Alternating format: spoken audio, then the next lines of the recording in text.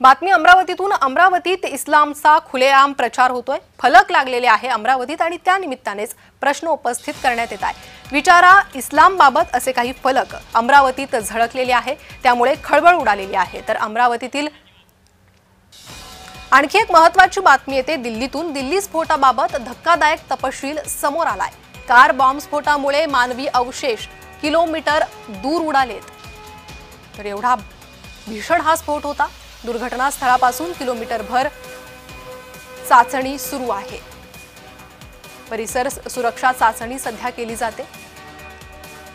तर car bomb स्फोटामुळे मानवी अवशेष हे अर्धा किलोमीटर दूरपर्यंत उडाले होते। त्यामुळे किती भीषण आणि किती मोठा हा स्फोट असू शकतो याचा अंदाज लावता येईल।